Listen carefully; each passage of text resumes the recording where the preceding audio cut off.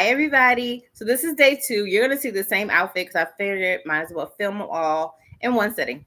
So the next one is saying this is an r/ relationship advice. My 32-year-old boyfriend, 33-year-old male. Oh, sorry, I already started off wrong. My 32-year-old female boyfriend, 33-year-old male, have been fighting for days about his birthday. Now we're not talking. So my boyfriend of 9 months wants to celebrate his birthday camping at a popular national park. We started planning a little over a month ago and all the campsites were booked. However, a few days ago, I got an alert on my phone and was able to book us a large group site that fits 50 people. I've been looking forward to this trip, but unfortunately, my boyfriend and I have been fighting for the last 2 days about it with no resolution. I've been asking him for weeks to start a group chat with his friends, but he kept putting it off. I lost patience a couple days ago and asked him why he refused to start a group chat. He started making a lot of complaints about how group chats don't work and he doesn't want to micromanage his friends or create work by trying to organize and coordinate everyone. He says we have a date and a location, that's all we need. I'm honestly mind blown that he is planning his trip like this. When I made suggestions or asked questions, he tells me I'm stressing him out and to leave it alone. Clearly, we have different ideas of how this trip is supposed to go. I thought we were planning a party. I booked the campsite, created an invitation, and placed a cake order. Now I'm trying to coordinate with my friends and his so we can have a potluck birthday celebration one of the nights we're not camping. But he won't even do something as simple as create a group chat so I can facilitate this. I understand it's his birthday party and he can do what he wants to do, but we're talking about more than 30 people camping in a fairly remote area, and his attitude is we're all self reliant adults. Everyone can do what they want. Shrug. This is very strange to me. I like planning parties. I like planning parties and was really excited to celebrate and meet his friends and plan a party for him. But he says I'm just stressing him out.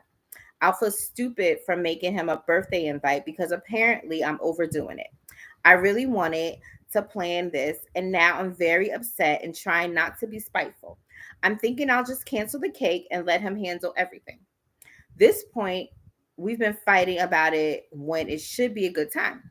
I'm genuinely very upset about this. Mm, Last night when we talked, told him clearly we're not understanding each other. Let's talk once you get back from your trip. He's going out of town for a few days. I don't know what to do next, and I can't tell which one of us is being unreasonable. How do I communicate to him it is important for me to do this? Or should I just apologize for being so stubborn and just let it go? Okay. So I'm gonna read what everyone said. I'm gonna read others' comments first, and then I'm gonna go back and read what OPs put at the end of their post. So one of the first comments says, I'm a lot like you, so I empathize. Oh no, I'm a lot like you, so I sympathize. But one branch of my family is like your boyfriend. And when doing stuff with them, I have learned to drop the rope and let it go. Yes, a few times people have looked at me and asked why I didn't do X or didn't mention Y. And I shrug and say, I tried and you told me to stop, so I respected your wishes. If it means there's not enough food or drinks or someone doesn't pack the right hiking boots, let it go. By all means, take care of yourself. Make sure you have everything you need in order to enjoy and be comfortable. If your boyfriend protests, remind him that his friends are self sufficient adults and surely have managed themselves. Let him do it this way. If he's not happy, he only has himself to blame. So that's the first comment. And it looks like that's the most popular comment so far. The next one says, pull back. He obviously prefers the laid back, whomever will show approach. Same thing with events. He sounds like he wants things loose and organic and not planned or scheduled in advance. Let go of the reins. His party, his plans. Focus on the cake, and that is it when it's his birthday plan. The event you want the way you want. Okay. So that was coming to. I'll read like three of the top ones. It says, when you get a chance to talk, ask him what he wants you to do for the party. That may mean some planning, such as just the cake, or it might mean planning for just yourself for the camping trip. Or it might mean asking you to pack for the two of you so he doesn't have to worry about it. But let him take the lead of what he wants you to do for the party. It's his birthday, not yours, and you haven't even given him a chance to show you what kind of birthday celebration he likes before trying to manage him.